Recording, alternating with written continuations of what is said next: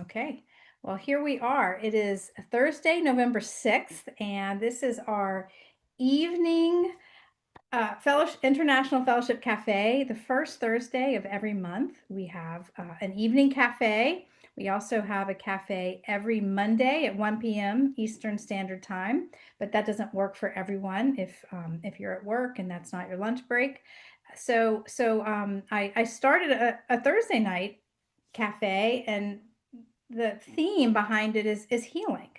And so when I reached out to Lydia and Jeanette and Taylana, who are either training in the Death and Resurrection Doula training program, or they've been through the program. Lydia just finished this week. Jeanette has been finished for a few months and has already worked with someone since she's finished her certification, and she did an amazing job of service. And when I spoke with them about finding a time where we could share our stories, the evening cafe was a better time. So here we are, and I'm so thankful to the three of you for being excited about this. I'm very excited about this, and so if if no one's guessed yet, this is a special night of sharing stories of African American women and faith. And so my prayer for this endeavor is that we might learn things about you that we don't know. You'll learn things about one another. I have gotten to know you each through training, but I know there's so many parts of your story that I am unfamiliar with. So I'm really excited, and I know that you will touch the lives of many people through sharing what your experience is, and being in the United States and being African American women, and being in love with Jesus. So I can't wait to hear you and what you've pulled together for tonight. So thank you so much. And so Lydia, we're going to start with you, and there's not a hard time on this. We discussed about 8 minutes or so, but I'll keep an eye on the time to a degree, so we make sure that we get some time to also ask questions and visit a little bit at the end. So thank you. Well, good afternoon, everybody. My name is Lydia Chan, and as Laura said, I just completed last week. And I'm gonna try to keep this very short to tell my story so everybody can, have a chance. And I'm just want to speak a little bit about my faith journey and how it has strengthened my faith. And my one of my favorite songs that I listen to that gives me hope is God's Grace. It's by Luther Barnes. I don't know if you're familiar with him, but he's a artist, Black artist, and he is from my hometown. So I kind of know him, and I just love this song. And my story starts, well, my mother was diagnosed with dementia probably in about 2004 or so. And it was pretty new, so we did not have any idea of how it was going to affect our lives. So it started out with her just forgetting little things, misplacing things, and eventually it just was all out of control. At that time, I was already living here in Atlanta. I'm from North Carolina, Rocky Mount, married, my child, career, and all of that. So I reached out and saw everything happening, but I became so angry, and I was angry, was like, why does my mother have to do this? My mother was just the sweetest. So why does she have to go through this? Why do I have to go with this? And I was also angry, with God. And just to give a little background, I was the first child, the only daughter, the first grandchild on both sides, first girl cousins. It's not but boys. So because of that, I think my mother raised me to have so much responsibility. So I guess that's why it was for me to do that. I used to always say, Mother, I want a sister. And she used to always say, I'm going to be your mother and your sister. So with that, we bonded. And as we got older, we had a very good relationship. But as the dementia continued and start progressing. My dad was kind of breadwinner, even though my mother worked and had her own business. My dad was kind of like the breadwinner, and my mother paid all the bills. So eventually, she was not able to do that, and my dad was supposed to be taking over, and everything just got messed up. For some reason, he took out a second mortgage. I mean, the house was paid; they built the house themselves. He did this. So one day he's called to me, said that he didn't tell me anything going on before how he was struggling. So one day he just called me and said, they call me Janine. Janine, I need like $8,000. Like, huh? What? I don't have that. So I'm trying to find out what's going on. He said, no, just send me the money. It's going to be fine. So me, I'm a person, when I don't know, I'm a dig and I'm a research. And I kept looking and I found out the house was not in his name. He had lost the house. So therefore, I had to find out what I'm gonna do next. So I decided that I would just have to bring them here. Um, that was just so very, very difficult trying to get her here because at the time I didn't know when I took her out of her environment, it caused the disease to get worse because nothing was comfortable for her. So when I finally got her here, it was very, very, very difficult. So I was trying to call her doctors to see if we could get medication. And they said, well, no, she's not here no more, so you have to do someone else. So I'm calling all these doctors. No, we're not taking new patients. It'll be 5 months. It was just everything. And so I just sat there and I just actually just cried because I didn't know what to do. I didn't know who to turn to. So, but God, one of my friends just happened to call me and say, Lydia, you're on my mind. You're okay. And I was like, She said, okay, I'm on my way over. So she came over and I told her what was going on. As God has it, one of her friends was a doctor. So we was able to get an appointment and get my mother in right then. And I know that was just God. It was just God. It was no other way. And I, we talked to someone about also getting some type of assistance or so. So I reached out to the lady and told her what was going on. She said, "Oh, it's nothing we can do before. I mean, I can't help you. I can't send anybody." So again, I was like all upset. But God, in about 10 minutes, she called back. Her name was Sarah. I never forget her. And she was like, Lydia, I felt your spirit. I feel your pain. She said, you know what? I'm going to make an appointment and we're going to talk. And she came over that day and she got a caregiver to come 4 days a week.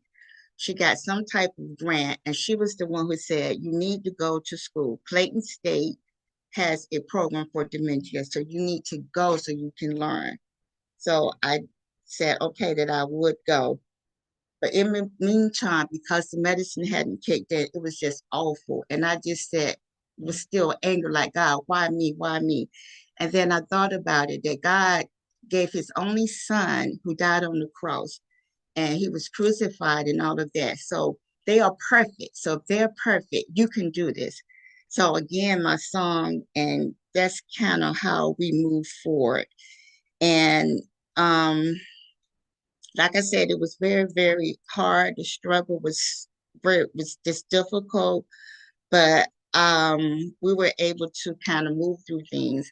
In the end, she lived about 8 years with the dementia. We end up having to put her in a nursing facility. At the end, she was like bedridden and she had stopped speaking and she wasn't doing anything. One thing about it, she didn't get any bed sores or anything like that. And probably about 2 years, we were able to get hospice. And that was like my best friend because they helped me with so many different things and kind of walked me through the process. And like I said, again, it was God's grace and mercy just got me there. And yeah, and at the end, when she was transitioning, they had called me in and they had told me this before, but she didn't transition. But this time when they called me in, I heard the death rattle that we talked about in class. My mother had always told me about that. But so when I heard that, I knew it was the end. And everyone always said that with the dementia person, once it comes to the end, they will be able to talk and hold a conversation, which I know Nan's the rally. So I'm just there. I'm just there, just waiting, just waiting. I just want to talk to her and speak to her one more time. But that didn't happen. And they was kind of telling me, go get a break, go get a break. And as soon as I left and I know she was waiting, that's when she transitioned. And when I came back, she looked so beautiful and peaceful. So I know that was the best thing for her. And through all of this, if I had to do it again, I would do it. I'm still taking care of now my father, and it's going on 17 years in March. And still is difficult, but it has increased my faith to let me know that God is with me because it's no way it's just so many stories and so many struggles, and it's no way I could have did it without my faith. And God has blessed me in so many ways, and sometimes I just sit back and thank you. And that's all I'm going to say. I don't want to take up the time, but God, God's grace. Wow, Lydia. Oh my, you were right on time. Right on time. So I don't know if you wrote that and rehearsed it to the clock, but you wow, thank you for sharing that. And I, something I hear in your story is, and I've said it in training before, and I think I'm sharing this so we can take this out with us as we practice our end of life doula work. But God has made a way in Jesus Christ. We can believe He will make a way through the hardships of dementia and caregiving and the end of life needs that every single person's going to need. So if we look to Christ and what He did on the cross, we can believe God's promises that He will care for us and all of these details that need to be worked out. That was really great. Thank you. Mhm. All right. So Taylana, are you ready? No, but I'll go. Okay. You're gonna do great. I Absolutely great. I did I tried to write something down, but so I'm just gonna wing it. Let the spirit lead you. So both of my parents have died. My dad died in 2002, and he had cancer. He had lung cancer, and he was given in February of that year. He was given 5 months to live, but his first grandchild and his only granddaughter at the time had gotten pregnant. And so he died almost a year later. And the story for me in that during that time, it was like the worst year of my life. I ended up getting like sustaining an injury at work. And so I was trying to deal with my dad dying and um, this work thing, and then feeling really bad about crying and being all upset what was happening at work because my boss's boss or whatever was trying to get me fired and all this stuff. And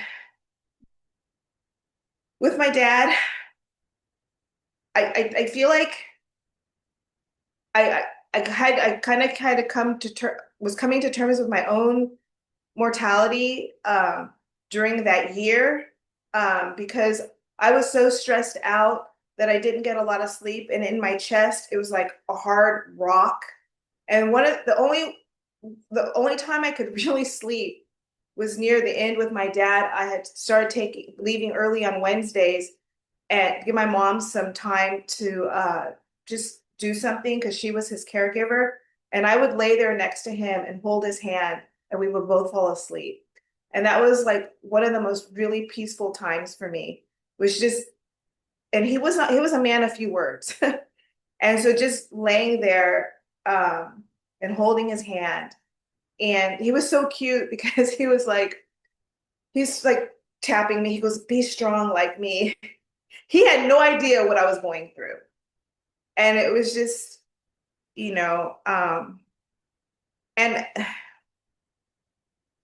I really don't like. When I made it to 2003, I was completely shocked. He literally died on December 31st around 4 o'clock. And when I made it to 2003, I was shocked because the burden of watching my dad deteriorate and then dealing with the injury that I had, and then also dealing with a person who was literally trying to get me fired, and dealing with all of that, and my faith, I don't even know. I don't even know where I don't even know where my faith was, because it was at a time where I had a lot of faith. Um, and when it happened, everybody around me, they were crying and they were so upset. And I kind of had a peace. I was upset, of course, and I was a daddy's girl. So they thought I was the one who was going to be crying. They thought I was the one who was going to lose it. And in some ways, I feel like I did, because about 20 years after he passed away, I realized him dying changed my life. Because I used to sit next to him at family meals. Everybody knew not to sit there. And I didn't know that I did this. I'd done this for decades. I didn't know that I did that. Because after we would have family events and I didn't know where to sit. I just felt so lost. And I was doing some things. I was taking dance classes at the time, and I was crying during the dance classes. And I can't take another dance class now because of that. So, I sat back and I thought about where my life was headed and where it went. It completely changed after he died. And my mom, she died in 2019.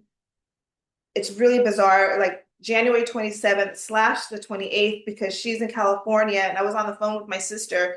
And it's the 27th there, but it was the 28th here. And so I saw her. So she had a lot of, both parents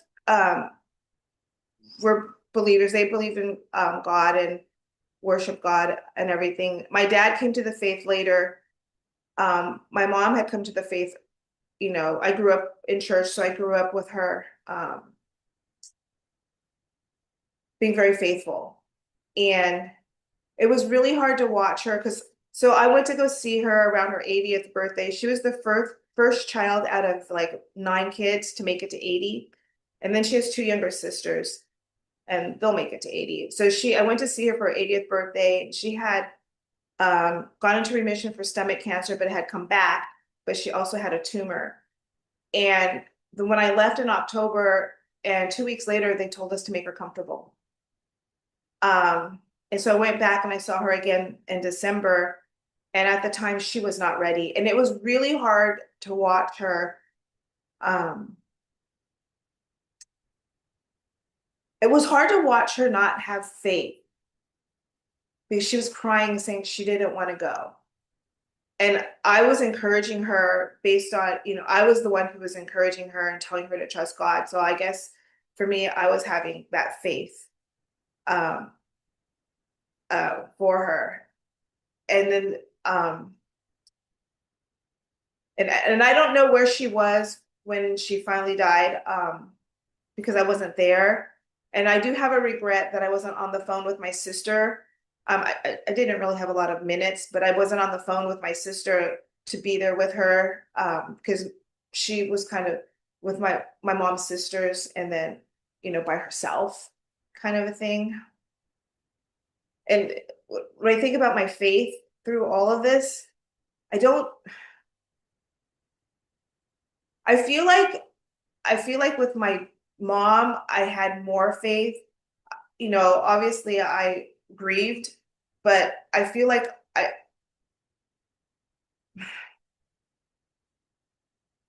there was peace again, I guess. There was how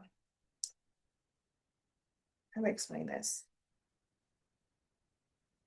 The only way, I guess, only thing I can say is peace. I don't know what other word to use.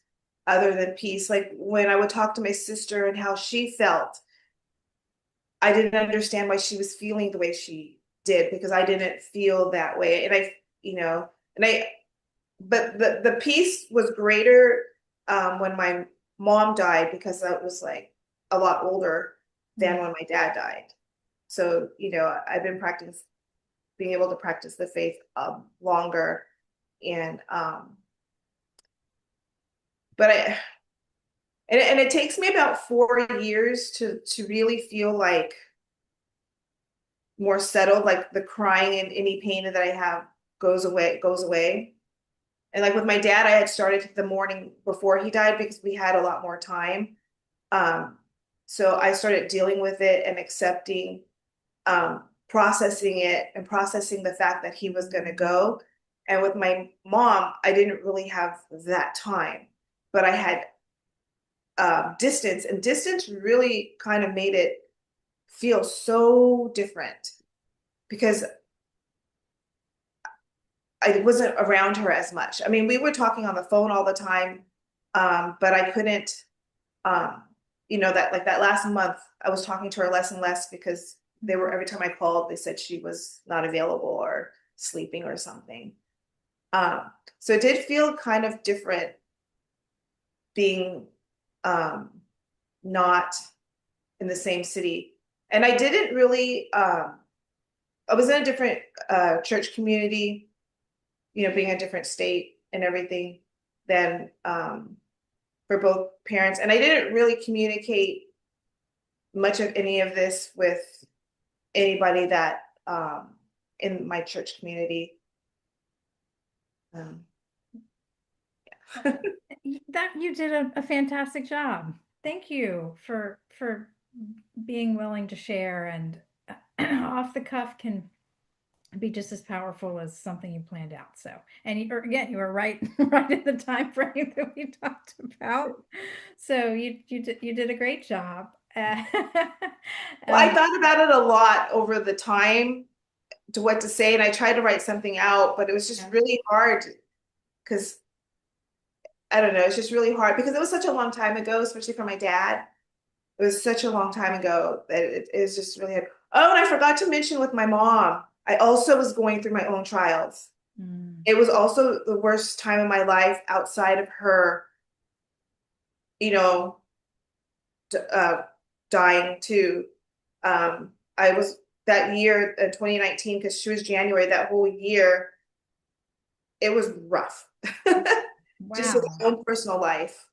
Wow. Outside of that, so it was. I also found that kind of interesting that both times when my parents were dying, I was also going through something of my own outside of that on top of it, which was real, which made it very difficult. Made it difficult. With my mom, my thing started in January, and then she died a few weeks later, and then my and then that whole year was very rough for me. So the mourning and grieving on top of it, but when it came to her, I feel like I had like Peace. I guess peace. Yeah.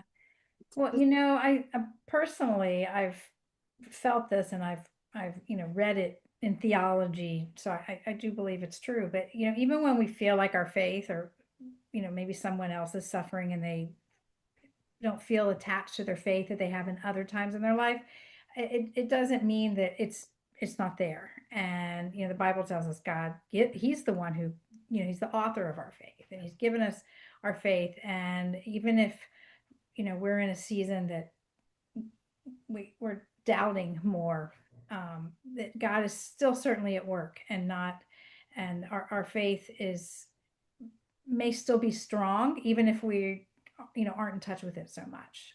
But wow, you've really had kind of like the pendulum experience with your parents dying, and I don't know your age, but I am a little bit surprised to know that both your parents are gone. Oh, that's you would because I'm a lot older than I mean, I know that must be very hard, to be without, at least one parent. Yeah. You know that happened. Yeah, well, So thank much more to you. that story, but yeah. Yeah, well, there's It, not tons of time, but I appreciate you sharing that little bit. And it helps us get to know you a little bit better. And I'm really glad you're in the training program. And yes, you will see people who, their children live in California, right? You live in Richmond, but they're in Richmond at the end of their life, and their children are in California, perhaps. And you will fully understand what that's like, as much as helping families when they live close by. So God's given you good experience, and you'll do great. Thank you. All right, Jeanette, thanks for waiting and being the third story sharer tonight. So glad you're here, and I love it when you wear your hair like that. Well, good evening, everyone. My name is Jeanette Corley, and I'm going to be sharing a little bit this evening about I call him my beloved Lloyd. Lloyd is my firstborn, first of two children. Um, and he was 39 years old when he died. I say died. Thank you for that, Laurel, because I typically say passed away.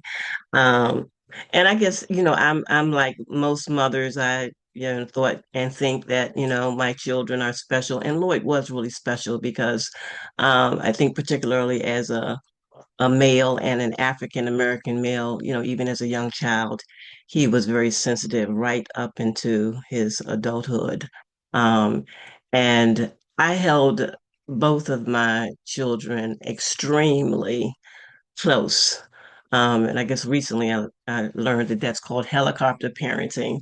But at any rate, I held them both very close. And so naturally, when it was time for Lloyd to leave for college, he was good and ready to get from up under his mom's wings. And so we, released him and was excited about him starting that adventure and new portion of his life. And then, of course, Thanksgiving came, and so he, came back home for Thanksgiving, and uh, he and his friends went out on Thanksgiving evening, and I sent him out with a curfew as to what time to be back home. And 2 o'clock a.m. came, and 3 o'clock a.m. came, and then I got this, the dreaded call that every parent's nightmare. And what happened was that Lloyd and some friends, there were three other young men that were in the vehicle that Lloyd was driving. Um, he was involved in an automobile crash, hit by a drunk driver. And just to sort of kind of give you an idea as to the impact, one of his friends that was sitting in the back seat, I'm sure this young man was well over 200, excuse me, pounds, was thrown out of the vehicle. But as it turned out Lloyd was the one that suffered the greatest injury. He sustained a traumatic brain injury, which resulted in him being in a comatose state for all of 2 weeks. He spent about approximately 2 months in the hospital, another 2 months in outpatient um, rehab. It was really, really a challenging season, and I can almost in my mind's eye go back to just going into the chapel while he was in the hospital, just pleading for my son's life. And so we walked through those 4 or 5 months, and the doctors pretty much told me that I needed to prepare myself to be a full-time mom, that he would be wholly dependent upon me for the rest of his life. And I just refused to receive that report. And so, as I said, 5 months into the rehab process, he came home. But life was very different, and for all intents and purposes, on some level, I lost the son that I sent off to college. I mean, there was, you could clearly see the difference in terms of his physicality relative to his walking gait. There was a bit of a speech impediment, but the biggest hit was that, there was a cognitive deficiency. And so, I can't even articulate the words in terms of the struggle because, here in just a moment, life had changed. He had finally gotten his freedom and was able to get from up under his mom, and then uh, the shift. And, so, in the early stages, there were bouts of depression, and there were questions about, why me? I mean, was he a perfect kid? No, he was a believer, walked out his faith, and just could not rationalize um, why this happened to him. And so it was the first few years was really tough. I mean, young people, as we know, at 19, they're in the process of, learning how to adult and make new friends. But for him, that looked very different in that, his friends, prior to the crash sort of kind of dropped off the scene because they did not know how to cope with, the new Lloyd. And physically, Lloyd couldn't do the things that he did prior to in terms of playing basketball and just so many things that we sort of kind of take for granted. And so, um, hard, really, really, really hard and very difficult time for him, most importantly, but also just trying to come alongside to support in a time frame where, you should be discovering and sort of kind of, exploring all of the adventures that comes with moving into adulthood. But over a period of time, there was some progression, and we were able to get he was able to get employment at the church that we were attending, and that led to additional employment that came after that. uh, and so then the next step was, okay, now we can work toward getting him into his own apartment. And thanks be to God, we were able to do that. But again, because of the cognitive deficiencies, it did not come without many, many challenges. And there's a whole lot of life, if you will, that happened in between. And as I said, because um, coping, the loss of who he was and what he was left with was very difficult for him. And so he began to use marijuana as a coping mechanism. And the medical community had clearly indicated to us that a TBI and marijuana does not doesn't mix. Um, and so we're talking probably the last 5 years of his life, there was just this continual decline and progression in terms of his ability to just cope with life, in terms of just on any number of levels, physically, emotionally, intellectually. It just was hard, but he kept on pressing, and he kept saying to me, Mom, like, what's my purpose? And I would just always come back and say, you got to, plow in terms of your relationship with God, and figure out what that looks like, in terms of what the Lord says to you, because I can't tell you what uh your purpose is. And so I want to say probably the last 2 to 3 years, um there were more instances of his just being I guess physically and mentally tired of the battle. And as I look back on it in hindsight, I mean, I pleaded for God, for my son's life, and he was gracious enough to, answer my prayer.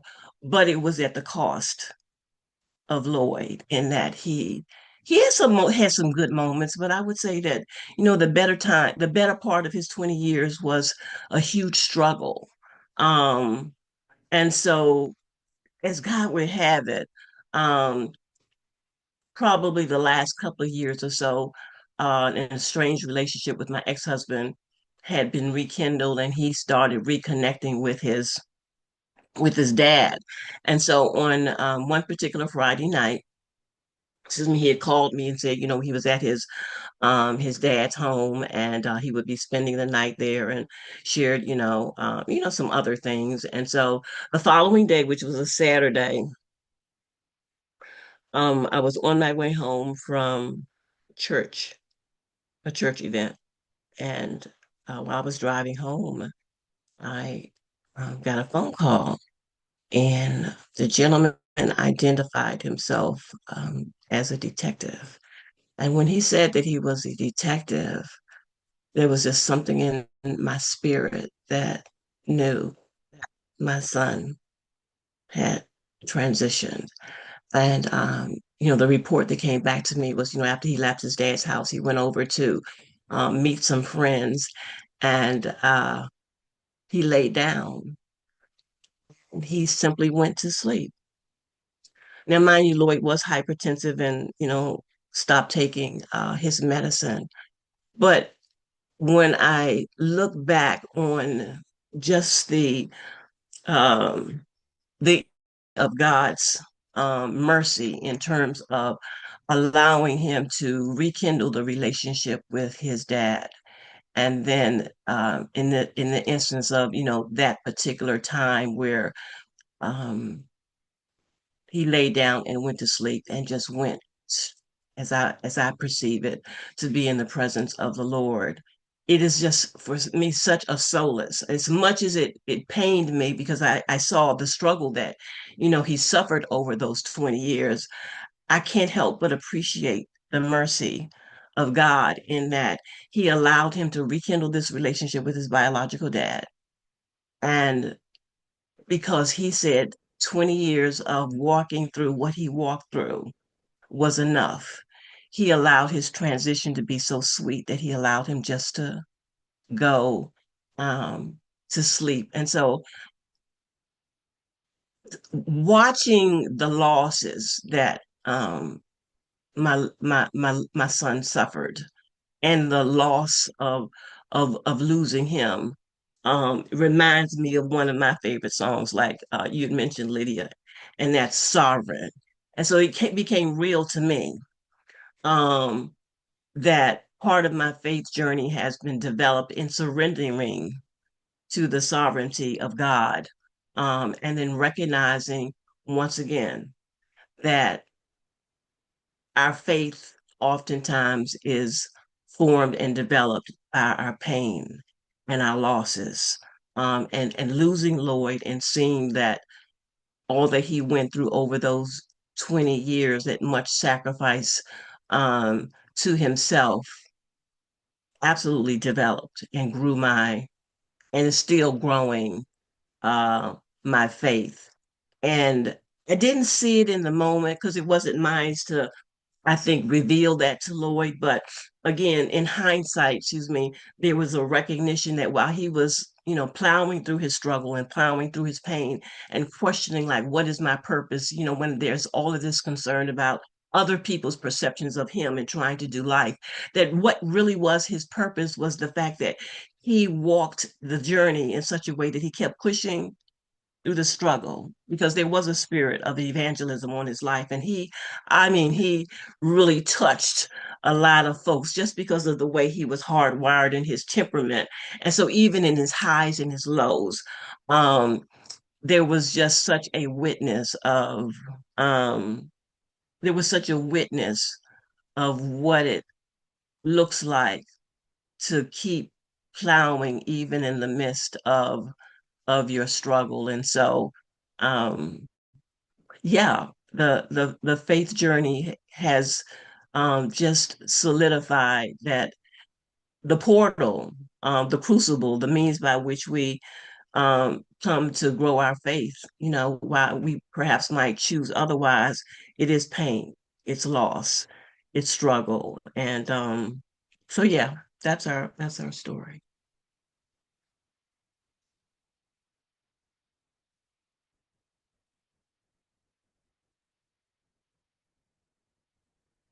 Can't hear you, Laurel. Thank you. I knew you had lost your son, and recall reading a little bit of the story and one of the lesson learns. But since they're anonymous, I never was able to fully put it together and know that that was your son. So, thank you for sharing that and for the wisdom you've given us. Is that it's through suffering that we come to know God and His grace. Thank you. I I was able to record every word you said, Jeanette, but your picture went away, and so I don't know why. If there's something on your end you can look at, but every word you said was clear, and I could hear you, and so I'm very grateful that your it was all caught on recording. But I don't know, I can't see you anymore, so I just want to let you know that. And I want to invite everybody to turn your camera on if you'd like to. You'll show up on the screen now, and we can fellowship. And oh, you're back, Jeanette. Wonderful. I don't know. We can fellowship. We can talk with Lydia, Taylana, and Jeanette, and a little bit more about their stories. But thank you for being brave and being willing to share some sensitive but the most special parts of your life with us.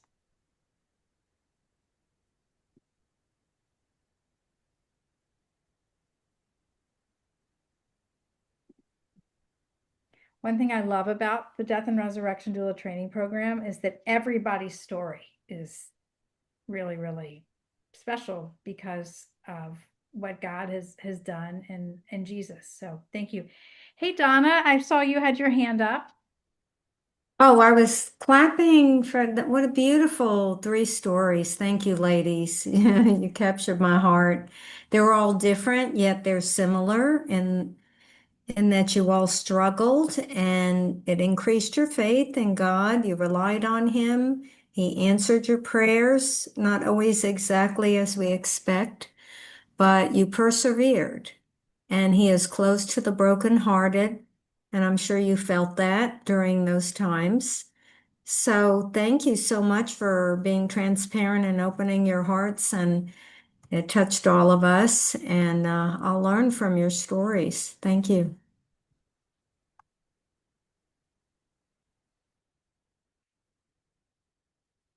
Does anybody have any questions? I mean, I have to have a question or a comment.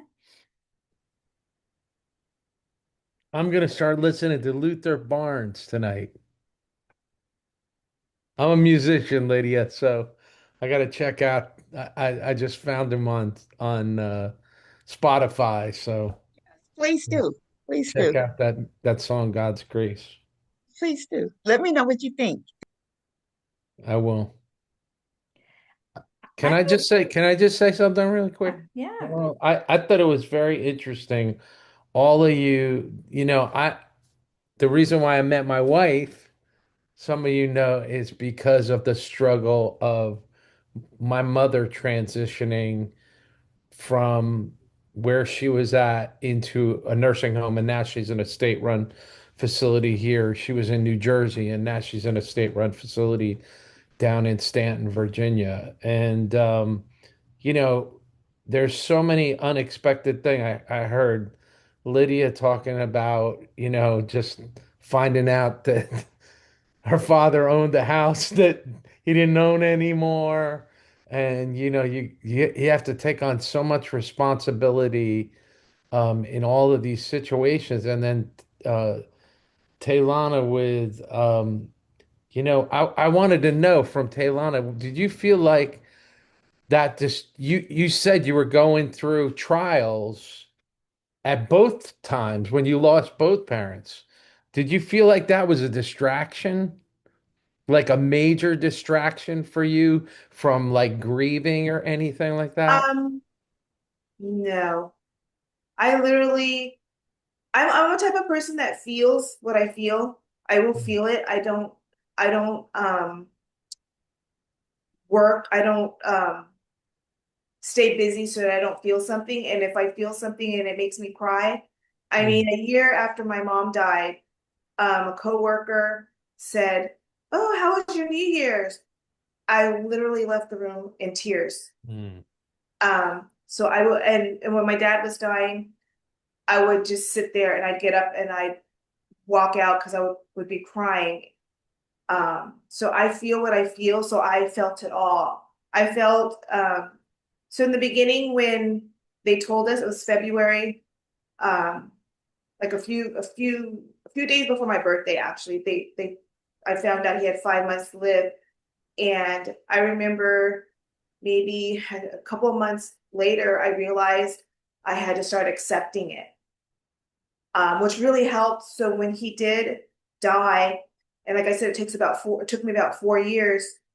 It was like a little over 3 years because I started the process. And I think that's why it was a little easier for me to deal with everything when he did actually die.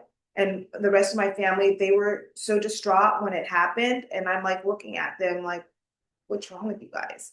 Because I had already started the process. And they didn't start, my sister like didn't really start accepting it, what was happening, to maybe a few days before it happened. So yeah. I was the same way with my father. When my father died, some of my relatives got mad at me because I didn't grieve. And then 6 months later, I was just like you. I came home, I went downstairs into the basement of my house, and he had a little shop. I walked into his shop and I said, "Hi, Dad." And I realized he wasn't there. And I burst into tears. And my mother came home and she found me on the couch. And she said the couch was just soaked with tears because I hadn't, but that was the time that it just kind of hit me. So One one thing that was also interesting with my dad, he died on a Tuesday, and every Tuesday for 3 to 4 weeks, I would be really sad. And it took about 3 weeks before I realized why. mm. You said you had growth of faith though during those times. And it's kind of interesting because that's that perfect peace that God talks about. Not that I'm trying to elevate your thinking, but you were experiencing that peace during those times. Part of it's because I actually lived. I really thought I was going to die. I thought I was going to die before him. Wow. Wow.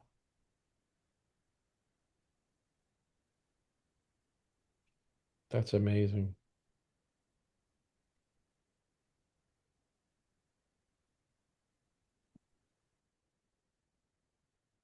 Your voice, you're not. Yeah, those are great questions, Ed. I did have a question, and now I don't remember what it was, but I want to say something really that I hear Tailana say is you weren't in denial, and I mean you were able to accept what is, and it made your journey. It didn't remove your grief, but it made you present with your grief. And now that you say that, it makes me think that's where my faith was then. Yeah, I had the faith to not be in denial. absolutely. Yeah. Wow. I like your cat. Oh, that graph. He was like sitting on the back of your couch. Yeah, I'm trying to move my computer so she can sit on my lap now. Oh, I remembered my question.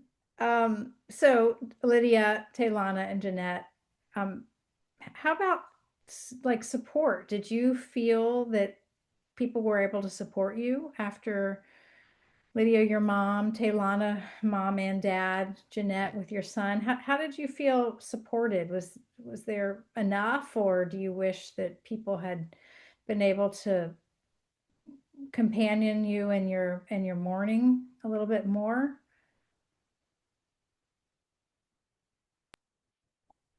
I don't really believe that I got a lot of support, maybe from my church sometimes, but not a lot because I didn't disclose a lot.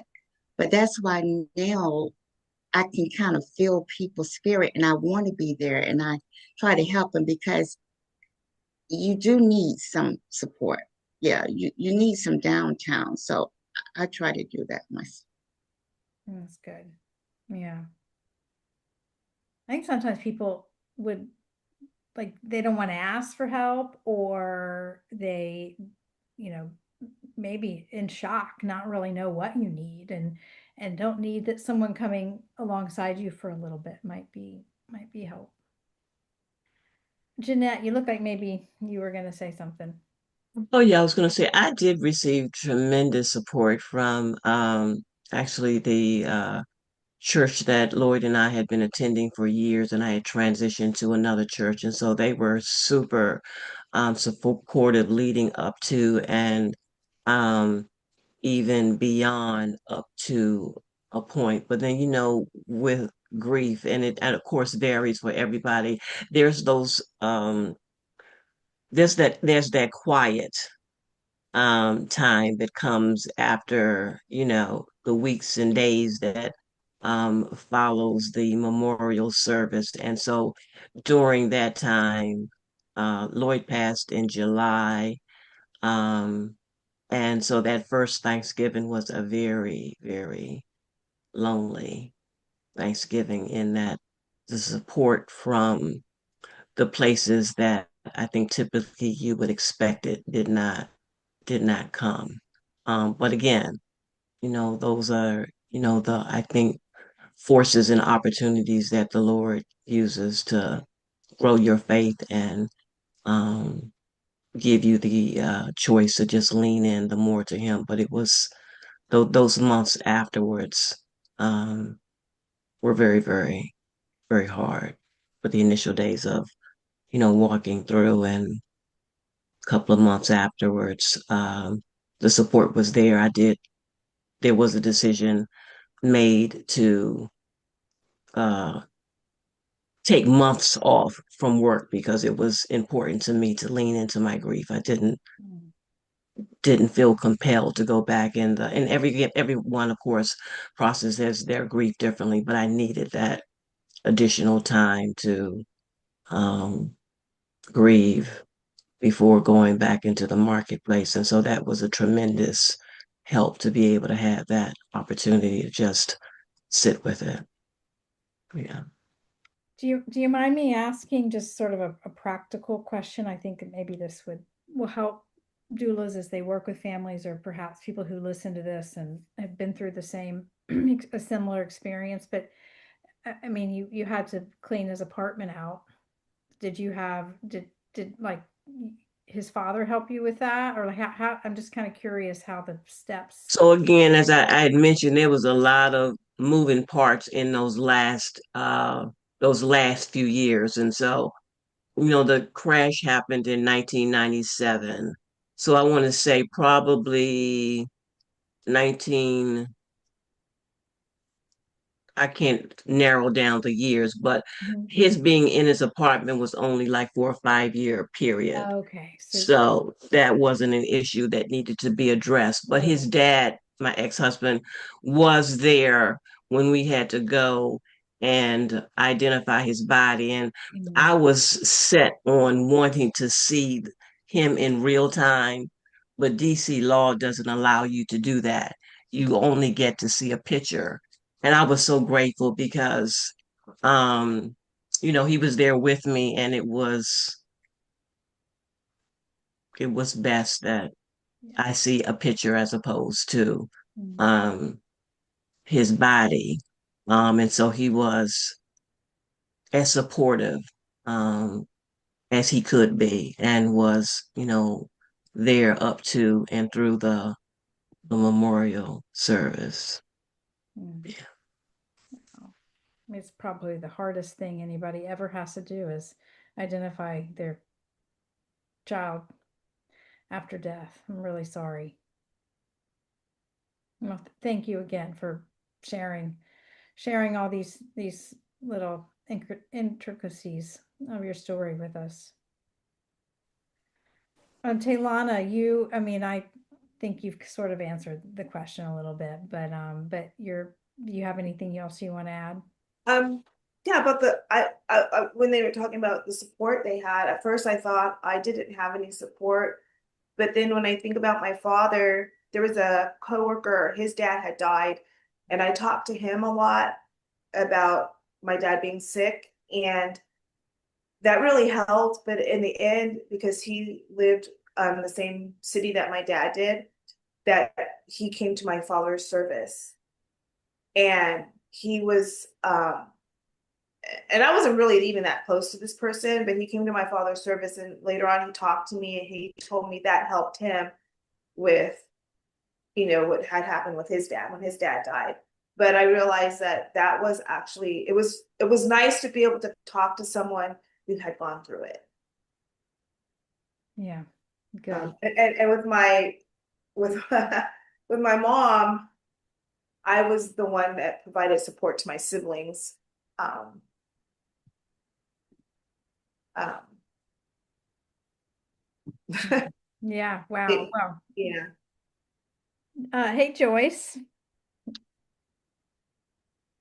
Can I just ask, like you've gone like through all this now, is there anything, and I'm in a different country than you, so there's probably there could be similarities, but is there anything that you wished from a cultural perspective that we understood, like after the death, after, or even prior, or I guess not too many of you had sort of that prior time, but that we would understand that's more like culturally specific?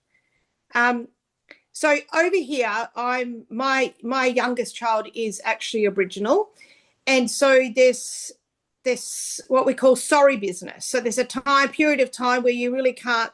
We do, but there's a period of time where they don't, do anything, kind of thing. They're all gathering together with family and all that sort of stuff, which is a bit different in sort of in white culture in a sense. But I'm just wondering if you can come up, if there's anything that we can learn from a cultural perspective.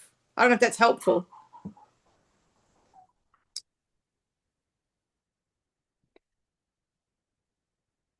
You mean cultural perspective in their experience of someone they love dying? Is that what you mean? Or like,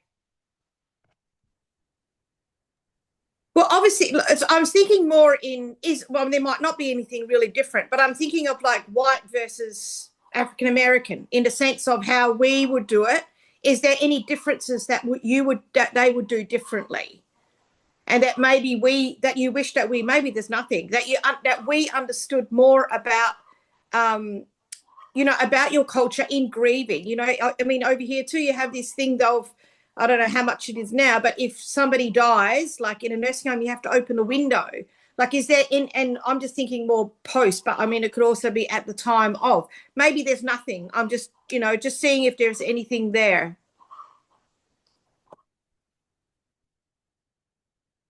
But maybe there is nothing. Sorry, I didn't want to put you on the spot like that.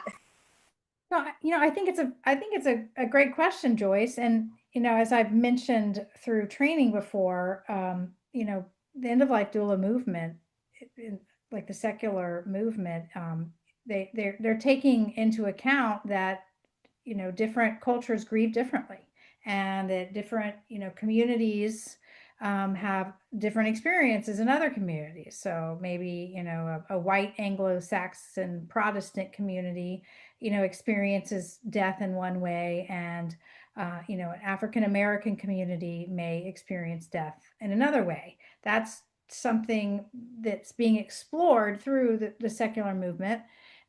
So it's a good question. I don't know if either of you have a. I got a question just to stir along with that. Do you think it's just culture, or do you think it's culture? It's you know, like status, like where you fall on the economic thing. There's a lot of factors involved in the way people react to its church culture, especially for Christians. Like Jeanette was saying, like, her church. I think what you said, Jeanette, was that the church that you didn't go to anymore actually was still reaching out to you, you know, and that's interesting. That's something that, is interesting because usually, when I've left churches, it's not on good terms, and people don't, and it sounds to me like that your old church actually stepped into the grieving process too, and contributed, at least helped somewhat. So I think that's an interesting thing too, because when I've left churches, I got no contact with them anymore. Seems like as soon as you stop putting money in the plate, that's it. You know, was that your experience, Jeanette? Was that they were Yeah, the church, it's interesting because the church that I was presently at the time of losing Lloyd was going to, Lloyd was very adamant. We had been at the other church for, a little under 20 years, and he was like, "Mom, you go right on over there. I'm staying here because this is where my family is." And it's Mhm. so interesting because that church actually hosted Lloyd's services. Mm, It was a larger venue, and what I found just warmed my heart. And I guess you could qualify it as a mega church of sorts. I had no expectation that the pastor would do the eulogy, and so I didn't even approach him about that. Um, because there was sort of a standing policy that, just because of the size of the church, that he would only be able to do services for specific individuals. But because of the relationship that he had with Lloyd, wow. um, he was a little offended that I didn't ask him to do it. And so at any rate, he did end up doing the eulogy, and I was so blessed by um, the service because he did not sugarcoat. I mean, I think all of us have the benefit of being at funerals where people create these pictures of people that you're asking, like, who is this person? But he Mhm. was very, very honest and transparent about Lloyd's journey. And I was very, very grateful for that. But circling back to Joyce's comment, um, and to your point, Ed, I think that in the African American culture, I think the foundation is just the family unit. And a Mhm. lot of who we are and become, excuse me, stems from that environment Mhm. across the board. And so if there's strength at that foundation, There is. it bolsters who you are as an individual. If those pieces are not there, even when you get the benefit of education, sometimes, it directs the trajectory. And so I think that that's a truth across the board, whether we're talking about the Anglo or the African American community, Yeah. that our foundation in terms of what it is that we're exposed to in our family of origin um, is major in terms of who we become. I grew up in a very African American, 90%. My dad was an inner city pastor, so I know that warmth from the African American community. My two best friends are both African American guys, and people always look at me and they're like, how does that happen?" And I'm like, I don't know, it's God, I said that's just the people that I come into contact. Joyce, I was going to ask you because this hits on something else that I just caught up. I don't know if you said your son is from Aboriginal descent, right? He is Aboriginal. Just 1 second. What Jeanette, you said, and I should have picked it up earlier, and I noticed it with all three of you. I'll go to you in a minute, Ed. Is that you could hear that family is really, sorry, I'm pointing. Family is really, really important. Like Jeanette, you talk about, I was a helicopter parent, but I hear more that the relationship is so very important. And we are blessed. So my youngest child he's technically not mine anymore in terms of legalities, but he lives with me still. I fostered him from the age of 5. And his family, so he was born extremely early, and his family is north of Western Australia. So we call that the Kimberley. It's a Kimberley area, and that's a predominantly Aboriginal family communities and all that with white sprinkled through.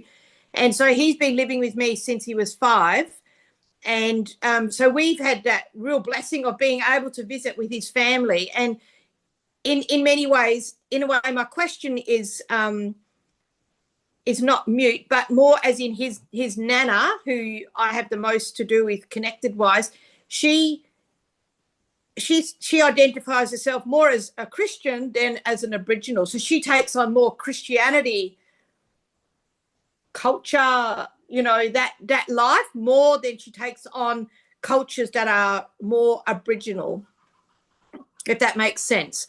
But in terms of relationship, every name that then I don't know if that's for you over there, is that what we call each other is all the relationship. So if I talk to her, I should be calling her mum. She's kind of like my mum.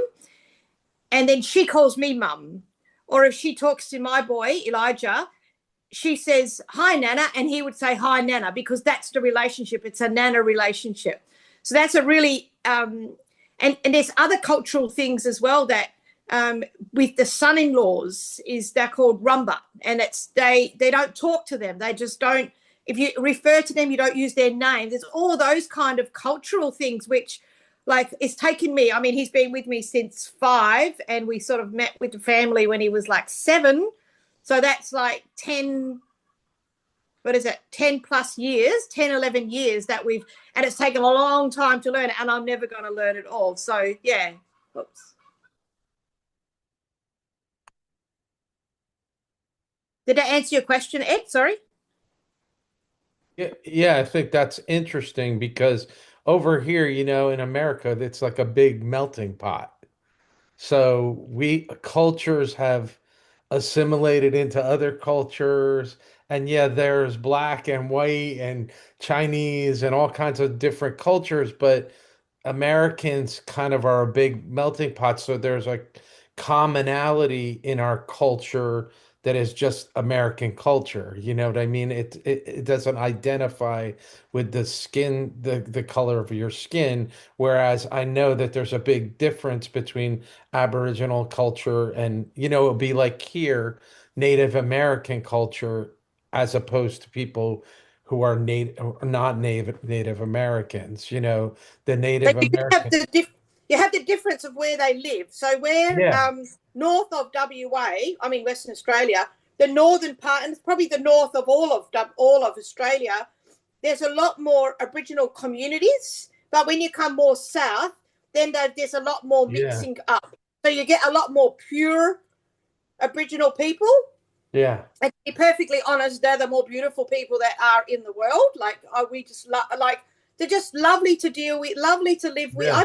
We move in. Like, I spend, 11 months down here, and we live in with them for 2 months or for a month. Wow. It was broken up into 2-week lots, and we go into the house and we live in the house. And I've never birthed a child, and I now have 16 children. And and I'm a nana. I don't know how many times I'm a nana. I've got to count that every time. I've got 7 grandchildren, awesome. right? Like, you become their nana and you're an auntie to all these children. I don't even always know their relationship. This kid calls, hey, auntie, and it's like, oh, he's talking to me. So, but that's still where the culture is so strong. Whereas down here, we have that, but we don't. It's probably more like how you describe the American. Yeah, it's more of a. Is there Aboriginal culture within, like, are there certain traditions that they do with death, with like when someone dies? Is there certain things that are culturally like so different? I know this because my nieces and nephew are all Arabic. They're half Arabic. Their mother's Syrian. So and when I was telling you guys the story about my dad, that was the thing. My sister-in-law was really mad at me because in Arabic culture, they mourn really like they wail. They mourn for days, and it's like they really get into mourning. And my sister-in-law couldn't get it because at my dad's wake, I was laughing and I was joking around with my cousins, and I didn't show too much mourning emotion. And so my sister-in-law actually got offended at that at the time. So I that's think why. that it's very, yeah, very much more open about grieving. Like we would never, like he's so, like my dad, like how I talk about Nana, her husband has died, so it's my dad. When it was the grave at the graveside, and we were burying him like 2 months after 2 or 3 months after he died, the which is a long time to have to wait to bury somebody. There's a very much an openness about your grief that you really, like you say, you're wailing. And I think white culture is you can't show emotions. Now, I come from a Dutch and Australian, so we could look a lot colder. We look a lot like we might grieve at home with the door closed. We don't want anybody to know. But for the rest, we're like, it's not as open about it all. And I find that I don't know if that's the same for African American, the bit that I've seen, I feel like it's very similar. But there, it's very open. Their emotions are very, they don't hide their emotions. Like I'm on Facebook with them and you hear their whole life, like everything. Whereas we would just keep it to ourselves and only promote this one, very pretty picture kind of thing. Laurel saw me. I worked at a Dutch church, a Dutch Reformed church, and the it was very hard getting any kind of emotional reaction out of those people. So you're muted. My mom is doesn't like to show any emotion like at all in any type of Christian things, and she'll say, "Well, I'm the frozen chosen," right? So I think that there is very much a difference between um the culturally, right, that made Protestants maybe like call themselves the frozen chosen, where the first doula um client I ever worked for, she was a Black woman from South Africa, and her funeral in the States, she was part of a Pentecostal church, and I had never been to an event such as that, and you wouldn't probably have that at Calvary St. George's, the Episcopal church that I went to, but so it was definitely a learning experience. Hey, Allegra, would you like to say something? Yeah, I was just curious. I remembered, if I'm remembering this correctly, apart from your story, Lydia, where you were talking about somebody said that maybe you should go to school to learn about dementia or something. And I was just curious about what that part was, or maybe I misheard you. No, that you was right.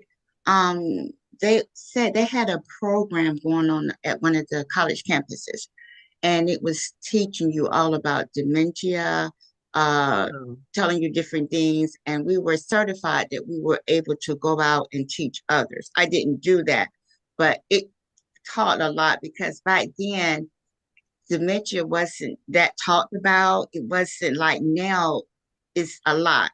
But I think back then they used to say, my mother used to say, hardening of the artery. So I don't know if that was safe. That's what they called it. But it was just new then. So it was just so much that we didn't know. So that's why she did that. Yeah. Oh, okay. Yeah. Mhm. Oh, That's interesting. I'm glad you asked Yeah. that because I was wondering too if it was just for caregivers and family members or if it was something maybe a little bit more structured. Yeah. Wow. Mostly everybody that was there were going through things with their parents or caregivers. But it was like it was a lot. I mean, a lot of times we used to still get together over the years, but we stopped now. But it was a lot of wealth of knowledge. It helped a lot and opened up doors that you didn't know about. Yeah. Wow. Well, I was just reading through some things today as I was, sign up for newsletters and get emails. And one of the emails, e-newsletters said, it reminded me that caregivers of people with dementia, it is one of the, it's one of the hardest roles because it can last so long. It's can be so complicated. And I didn't even think about that, but was that 25 years ago? How long ago did your mom start showing signs Yes, of it was dementia? about that. Um, Yeah, and it was very hard. And like I said, I didn't know anything. It was not programs out there. And at that time, my child was young. Yeah. So they was like, now you can see on TV, they'll tell you things when they become combative. And just we didn't know that. And the sundowning. I mean, she used to be up all night. So I have taken up from work. When I went back to work, it was like, what in the world happened to you? But yeah, so Wow. it is very, very hard. Yeah. And I didn't even think about that. I mean, how far we've come in understanding dementia, educating about dementia, that's 25 years ago, it wasn't as easy to find resources. So praise God that the college had something and you were able to be a part of that. Well, that's an amazing part of your story, because I bet a lot of us don't think about that at all. Wow. How Well, many years was that, Lydia, that your mom was like that? It was like about 2005 or so. Yeah. And I just remember when I was moving her back to Atlanta, I would never forget. My husband was in the U-Haul and my dad, and I was driving, she was in the car, and my son was in the car seat in the back. And she kept on saying, where are we going? And I was like, to Atlanta. Oh, I have a daughter that lives in Atlanta. Wow. Her name is Lit, and it just was tearing my nerves up. Yeah, it's so So, hard. That's what my mother yeah, does. Laurel handles it way better than I do. I go to the yeah. hospital to see my mother, and my mother talks about she wants to go back to New Jersey to see her parents. Her parents never lived in New Jersey. So Yeah, it's yeah. so yeah. hard. It's that it's the like one of the toughest things to deal with is to watch the decline when someone has dementia. It's very difficult. And then when you take them out, I took her out her comfort zone. Yeah. And I didn't know that then, but it just made everything worse. And she had a dog, and I was taking the dog with my dad said, no, don't take the dog. And I hate I didn't do that because that made it worse also. So yeah, but you learn. Yeah. I think it's the role that gets shifted, isn't it? You become the child and you grow up and you grow up, and now suddenly you're not the child anymore. You've got this relationship where you now are the parent taking charge of your mother or parent, whichever one it is. And so the roles are switched again, or again, Yes. are switched. And I think that's where it becomes really hard, whereas other people can walk in and it's not as difficult because they've never been in that child role. They've only ever been at that level. Mm.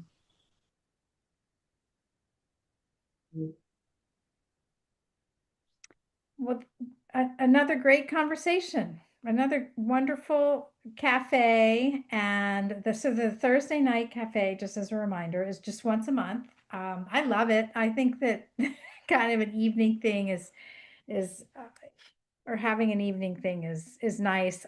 The theme of the evening cafe is healing, and I came up with that because I used to lead a healing ministry in a church, and I do truly believe that end of life conversations need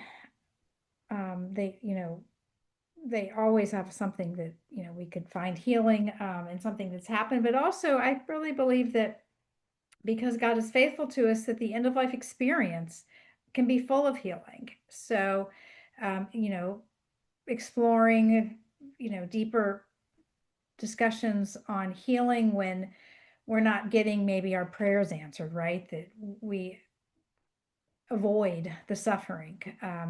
What is, if God hasn't, seemingly answered my prayer with exactly what I wanted, which was to avoid the suffering and to avoid the disappointment, is he still really at work healing me? And I think we could all say, yes, he's brought healing even when the situation has suffering and pain. So I think tonight's discussions fell right into the category, and so I really appreciate Jeanette and Taylana and Lydia for working outside of the cafe tonight and pulling your stories together and sharing them with us, and kind of taken off, the comfort zone for you, especially, I think, Taylana. So, thank you.